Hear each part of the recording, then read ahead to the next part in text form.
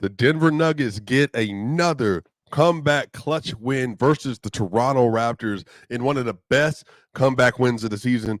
Nikola Jokic, man, you want to talk about somebody that continues to set the bar even higher. A great, phenomenal stat line, first of its kind, really since the 1970s, first of the kind in NBA history in some ways as well.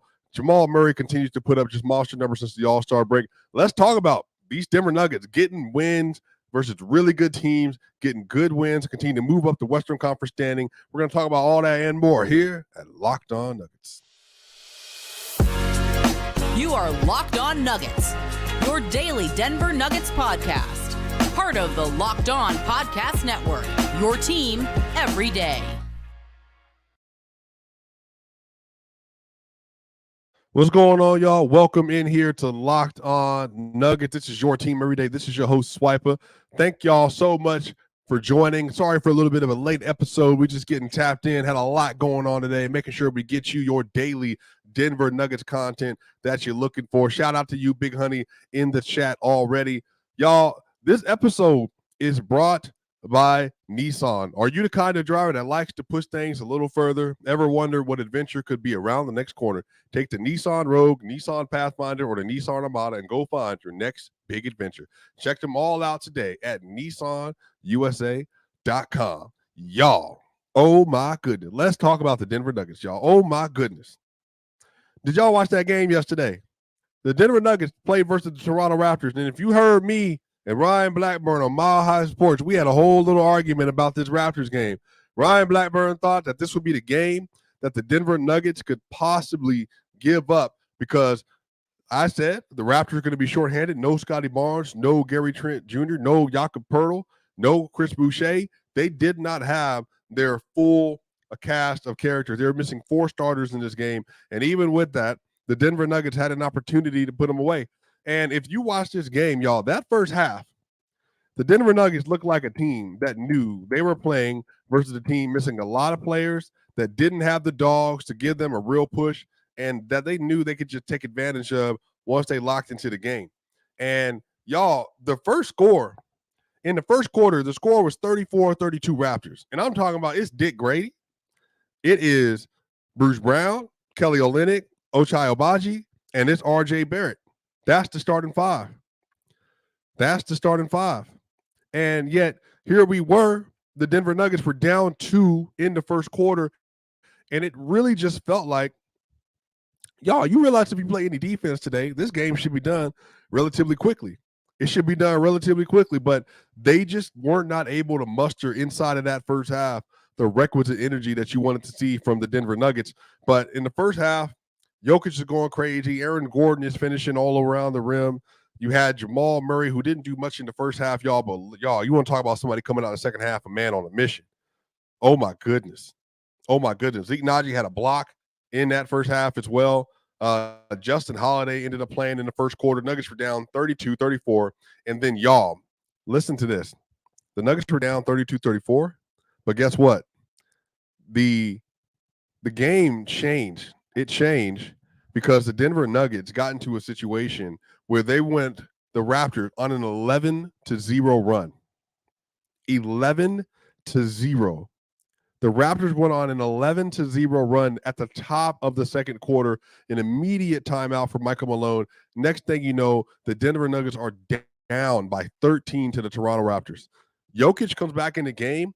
The Nuggets are scoring decently, but not well. The Nuggets score like 19 points, y'all. 19, I believe, inside of the second quarter, and the Raptors pulled away.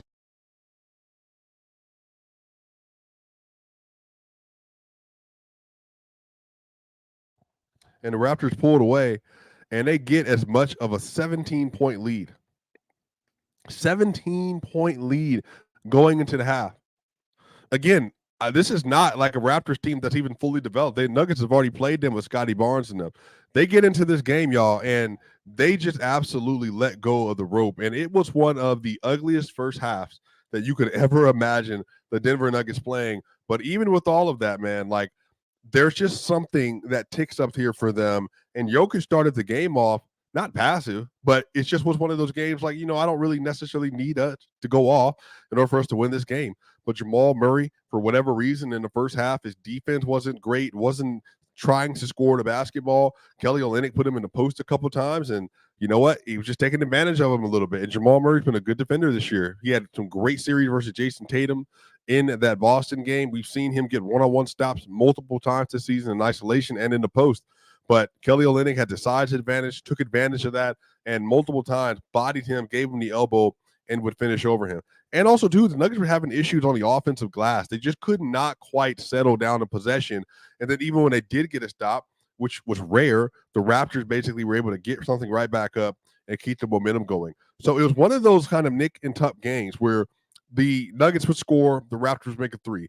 The Nuggets would not score, the Raptors would make a three. And y'all, Jonte Porter, off the bench for the Raptors, 14 points and 5 assists. He was 4 of 7 from the three-point line. 4 of 7 from the three-point line. And if you Jonte Porter is one of Michael Porter Jr.'s siblings. Michael Porter Jr. is the oldest boy in the family. I believe Jonte is the next oldest boy in the family. And this is such an interesting scenario because you got a chance to see Jonte Porter, who I think a lot of Denver Nuggets fans are happy to see do well, obviously because he's been dealing with injuries and stuff. But they just, again, the defensive rotations weren't there, the mindset, none of it. But y'all, once the third quarter changed, what happened was Jamal Murray had a defensive possession where I think it was RJ Barrett tried to get by him. He ran the hump over a screen. Jokic gets put in a pick and roll. They defeat the pick and roll. They keep it contained on the perimeter, and then it leads to a block for Jokic on RJ Barrett. And then it's sent out to KCP. AG then catches the lob. And then from there, the Nuggets start going on a run. They go into the fourth quarter down 9. And when I tell y'all, Jamal Murray just absolutely exploded in the second half and really had one of his best games since January. He had 26 points, 12 assists, and 5 rebounds, was 11 of 19 from the field, 2 of 6 from 3, and he was a plus 15 in the game. They won by 6 points, and Jamal Murray's shot making was impeccable. It was impeccable. It was incredible. It was impeccable. His ability to control his body on his shots, whether it was the up and under that he had on Kelly Olynyk, whether when he's finishing at the rim, he had over Kelly Olynyk again, a nice sweeping left hand off the glass bucket that he made off a lay. And it was just a really, really pretty possession from Jamal Murray. And again, his ability to just rise to the occasion. He saw that the Nuggets needed more. He was able to give more. But Nikola Jokic, y'all, 35 points, 17 rebounds, 12 assists, 14 of 26 from the field, 1 of 3 from 3, 6 of 6 from the free throw line, 2 blocks, and 6 steals. Nikola Jokic, 8 stocks with 35, 17, and 12 on 26 shots, y'all. Insane. One of a kind stat line. One of a kind player. His defense was incredible yesterday. And again, granted, no problem. They didn't have Scotty Barnes, Jakob Poeltl for sure. But the issue is that Jokic, man, his ability right now that he has, we're going to talk about this more, he is just controlling the game at such a high level, and the level of consistency that he is able to show on a night-to-night basis from the Utah game when I was last in Denver to where we are now up to yesterday versus the Toronto Raptors, man.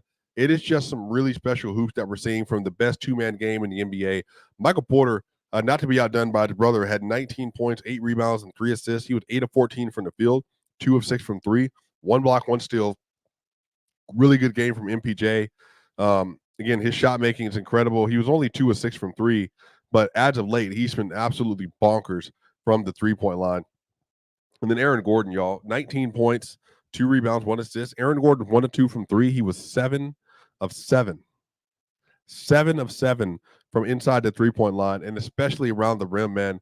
RJ Barrett guarded him on one possession. And his ability, again, just to be able to take you to the basket, get you underneath the rim, and then finish over you with just such strength and tenacity. It just really sets him apart from so many other players that are kind of that archetype, man. And Christian Brown off the bench, 5 points, 2 rebounds, 2 assists. He was a +9. Peyton Watson, 7 points and 4 rebounds.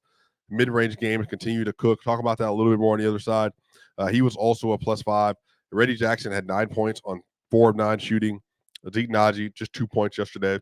Again, the Denver Nuggets were down 22 points, and they were able to come back and secure the victory. We're going to talk a little bit about how good the Denver Nuggets have been on the other side of the break, because they have just really been able to take it to teams as of late, and they just seem extremely, extremely confident. And I actually love what's ahead for them. So we're going to talk about all that and more here at Locked On Nuggets.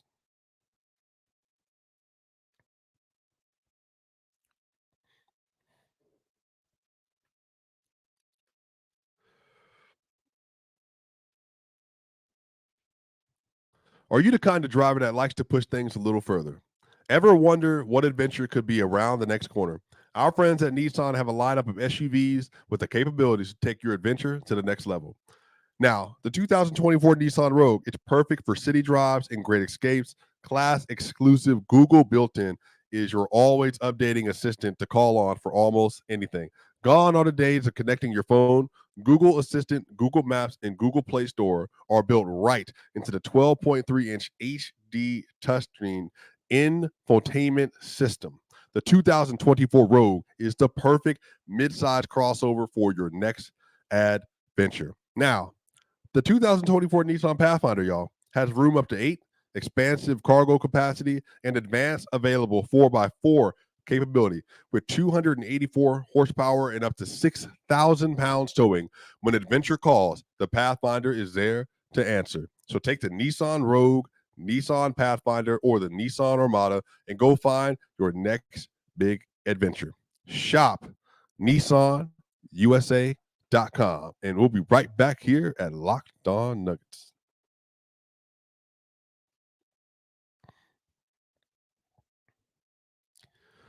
Welcome back to Locked On Nugget. This is your host, Swiper. This is your team every day. Make sure y'all like, share, and subscribe on the YouTube platform. If you're watching this, continue to build up this Locked On Nuggets community. And if you're listening to us on Apple iTunes, please download, give us a 5-star review.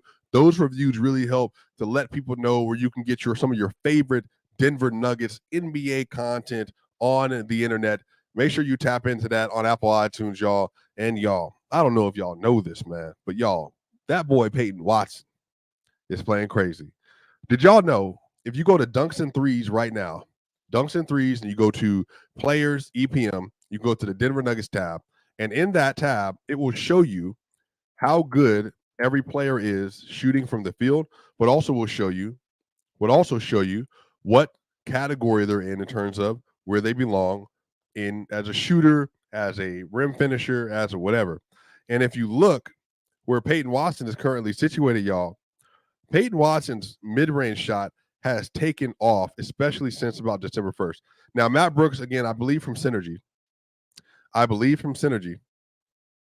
got into a situation where he is currently shooting 47% on mid-range shots, which is good for 75th percentile.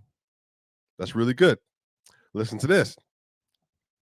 If you look at dunks and threes for Peyton Watson, according to their data, Peyton Watson is shooting 50.7% from mid-range, which is good for 93rd percentile on the season.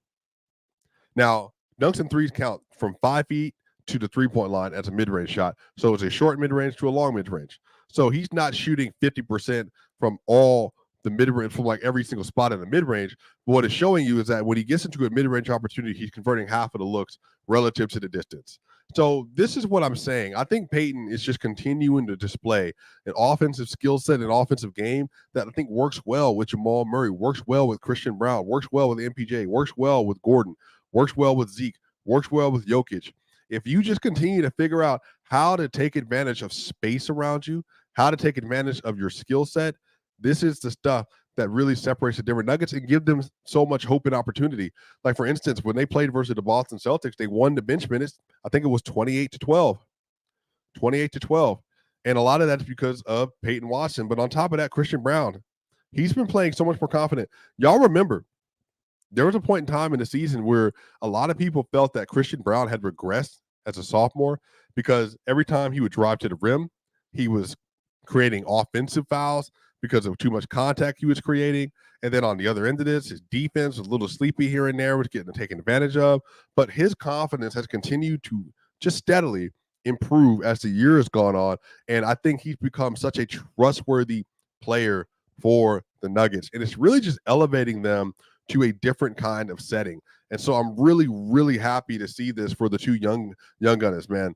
For, again, second-year players, this is Peyton Watson's his real rookie year. This is Christian Brown's second year for real. And I think for the fact that you're getting such good, potent defensive play, and then they're both rounding out their offensive games, I do think, all in all, Peyton Watson has more of an offensive upside as a player because he has some playmaking shots that he shows in the full court, especially. Got a mid-range shot he can get into. Got a little bit of a bag, a little bit of a hedgy tween that he can tap into, and I think he's going to continue to develop as a ball handler, and the Nuggets can utilize that and exploit that when necessary with the bench unit going forward. But I think that's really good news to see that you're having that kind of impact from both your players. And I think this is really important for, especially for Calvin Booth, who's talked about, they want to build in the draft. They want to build in the draft. They want to make sure they're taking advantage of the rules that are allowed for them to take advantage of. But on the other end, because of the new CBA agreement and the first apron and second apron, the team is just so expensive. And so you have to hit on these young players. And I think for the Nuggets, the fact that Zeke Naji, even though he's in year 4, the fact that Peyton Watson in year 2, Christian Brown in year 2, and Julian Strother before he went down with the injury, the fact that you're getting such consistent help, man, it really just takes them to another level. And I think what I love about the Toronto game is that even in those kind of games with Jamal Murray in the court, they were able to act as stabilizers, y'all. There was a play where Jamal Murray inside the fourth quarter, I believe, Jamal Murray got a pick and roll with Ignaji, and because they went to a little forward, like a little switch option, and it was really a show and recover. And so Jamal Murray gets Zeke Naji's man on him. They do like a nice little show, and then as they're recovering, Zeke cuts. So what Jamal Murray does, he has the ball in his left hand.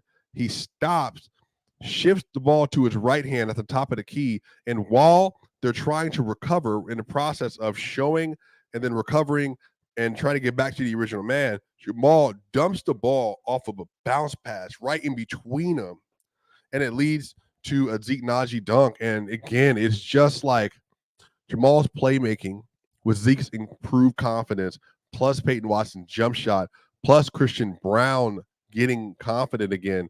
That bench unit, man, and this is not including the fact that in the playoffs they're going to have Gordon, they're going to have Porter or KCP staggering with those lineups, man. They're just figuring some stuff out, and you could just tell the team as a whole, they're just elevating. And I think if you look at the trend in the data, the Nuggets bench has been winning their minutes more often than not. Now, it doesn't mean that when they get to every setting versus every team, they're going to win those minutes. But I think a lot of this, and I talked about this before a little bit, is stabilizing. Can Jamal Murray with 4 bench players, or Jamal with 3 bench players and AG, can we stabilize? When Jokic leaves the game, the Nuggets are more likely up or tied, or they're very much in the game. And if you can put Jokic back in the game in a situation where they have a slight lead to a big lead, or the game is tied or is a small deficit, that allows for Jokic to come back in the game and, again, dictate pace for what everybody's going to be doing. And, again, I just think Peyton Watson and Christian Brown, they're just such big parts of the team in the future, but also today, because the Nuggets need them to be good defenders. They need them to be confident. And, again, I stress this, if Peyton Watson continues to take the stride as a mid-range shooter, man, it just completely changes the dynamic of what you can expect from this team. So really, really proud of how the overall response was yesterday. And again, the Denver Nuggets were down 22 points in the second quarter. So they easily could have rolled over. They were down 17 points at half. They easily could have rolled over. But I think there's a resilience and a toughness they continue to display, and it's infectious. It's infectious.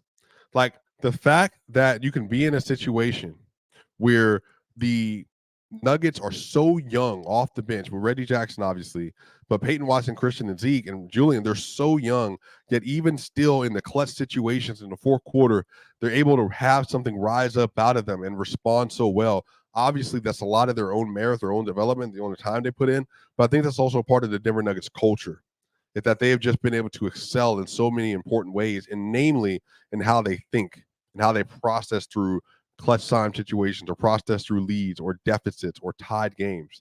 And it just makes you that much more of a stronger, more fortified, more potent player when it matters most, man. So I'm really, really encouraged, man. I want to give Zeke Naji his flowers because he has really had to fight through a lot. namely because of injuries. And then when he came back from injuries, he wouldn't be as consistent. And so for him to be able to step into the light and to be a consistent backup five, they've really been going to him more than anything else. He's been playing way over DeAndre Jordan as of late. To get that kind of play out of Zeke Naji at this point in time, again, it's just really important, y'all. But y'all, on the other side, we're going to talk about Nikola Jokic a little bit. We're going to talk about the Denver Nuggets record since the All-Star break, and I think this is all really important because this is, I think, emblematic of what's to come and the conversation surrounding Nikola Jokic and the Denver Nuggets. Y'all, we're going to talk about all that and more when we come back here at Locked On Nuggets.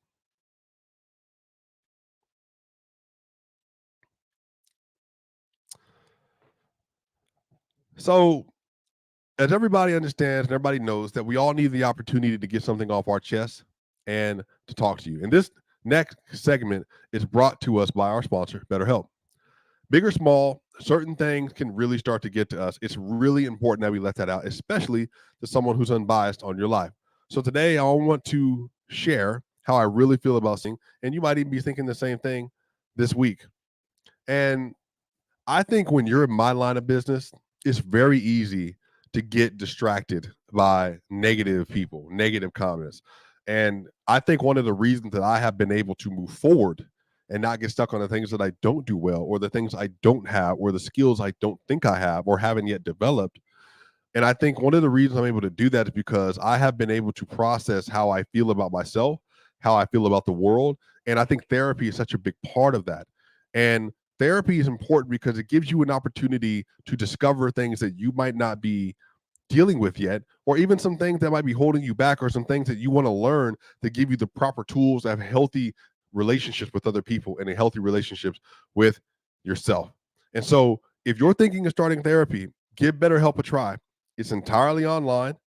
It's designed to be flexible and suited to your schedule. And you can visit betterhelp.com/LockedOnNBA to get 10% off your first month. That's BetterHelp, HELP.com/LockedOnNBA. We'll be right back here at Locked On Nuggets.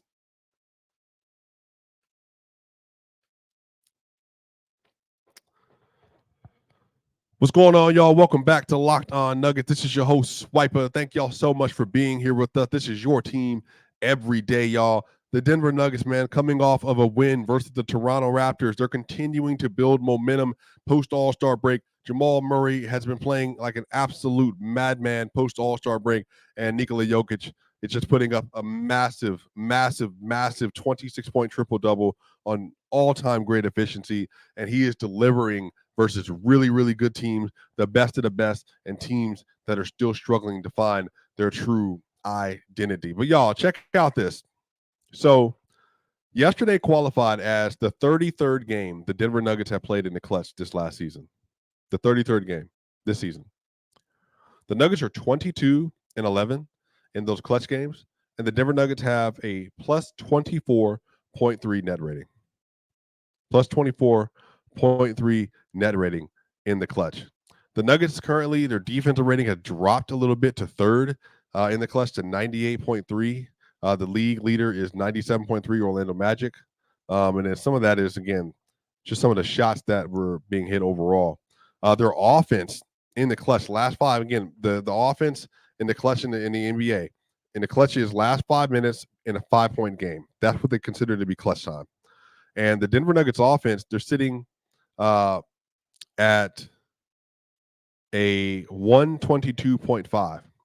A 122.5. So just this connection between elite offense and elite defense. Now, how does that play out in their record? So since February 22nd was the day of the game where the Nuggets came back from the All-Star break. Since February 22nd, the Denver Nuggets are 9-1. They're 9-1 with a 121.4 offensive rating and a 110.4 defensive rating, and they're a plus 11.0, with a true shooting of 62 and an effective field goal percentage of 57.9. And the pace is still slow. The Nuggets slow the game down, and they're going to basically try to beat you down in the submission. And if you look at the clutch, the Denver Nuggets are one of the slowest teams in the NBA as well. They're just not moving the ball often and at super high level. And so the Nuggets, man, they are finding their groove at like the perfect time of the season. And I think the fact that the Nuggets are currently, what are they, 45-20? I believe the Nuggets are 45-20. So if you look at the standings right now in the Western Conference, Nuggets are 45-20. The Minnesota Timberwolves have now dropped to 44-21. Obviously, no Karl-Anthony Towns, and then the Clippers have dropped to 41-22. Y'all, the Nuggets have a 3-game lead over the Clippers for the 4 seed. They have a 1-game lead over the 3 seed for the Timberwolves, and they got a half a game behind the OKC Thunder. This is brilliant on behalf of the Denver Nuggets, that they have just been able to kind of, as Jamal Murray missed games, weather the storm. Jamal Murray was out because of some kind of energy, weather the storm. KCP misses some time, I think due to concussion, weather the storm. Aaron Gordon misses a little bit of time, you weather the storm. And what's great about it is that the Nuggets have been able to build around an identity. They're building around an identity. They're building around a community. And I just love how committed they have been to doing things the right way. And especially, like I said, since the All-Star break, they're 9-1 since that point. And they have a 2.6 assist to turnover ratio since that span. So for every single turnover they have, the Nuggets are averaging 2.6 assists with a 62 true shooting. That is insane, as well as being one of the best rebounding teams, top 8 rebounding team over the course of that time as well. So what does this mean? What can be some of the takeaways from this? I think one of the great things is that as the Nuggets have kind of, ever since that text message from Nikola Jokic, which we don't know what was said, ever since that moment, the Nuggets have just been able to lock in to playing their style of basketball. And even when they've let go of the rope a little bit, namely this game versus Toronto in the first half, or when they got down 20 to the Phoenix Suns, even in both of those games, they were able to fight back. And even if they can't fight back all the way and claw back to secure a victory, they're still doing it. They're still doing it. And it's teaching them healthy habits. It's teaching them healthy habits that they can take with them to the playoffs. And that's the thing that separates the Nuggets, I think, from everybody, is that they're playing playoff offense, playoff defense right now. Not every game, as you've seen, but a lot of this is, how do we continue to put ourselves in situations where we know that we can get to these actions, we can get to these different sets, and on defense, we know we can lock in versus anybody, with LeBron and AD, KD and Booker, Jason and Jalen, or Giannis and Dame, whoever. We just feel like we can get to our spot and we can take care of business. And I think so much of winning an NBA championship, it starts in the little stuff. It starts in the little stuff. It starts in the preparation. It starts in how you think, and it starts into self-belief. And the fact that the Nuggets have just been able to continue to, like, it's like when you're building something for the first time. You have to lay a foundation. The foundation has been being laid for years.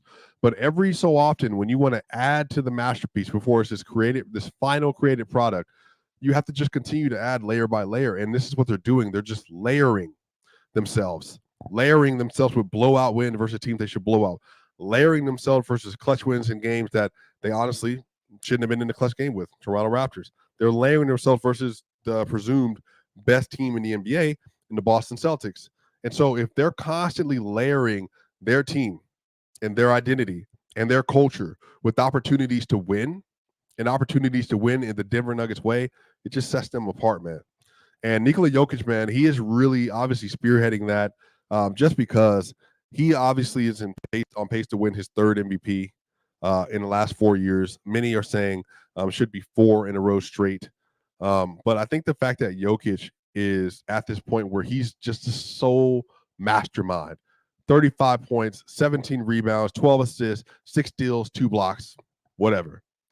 If that's what you need in order to win, I can do it. Versus the Golden State Warriors, 32 points, 16 rebounds, 16 assists. Whatever you need me to do, I can lock in and get that done. There's something so powerful to believing in who you are, believing in your identity, and being willing to commit to playing the right way and doing the right thing all the time. And that's why the Nuggets are 9-1. That's why they're winning versus playoff teams, and that's why they're headed into the playoffs playing so well. And I'm really excited to see what it looks like. I'm excited for the Miami Heat matchup on Wednesday. I'm excited for the Dallas Mavericks matchup that's going to be taking place this weekend. There's going to be a lot of really interesting, really good things that are coming up. But y'all, that's going to do it here for Locked On Nugget. This is your host, Swiper. Thank y'all so much for being here with us today. Y'all know y'all my people. I'll see y'all on the other side.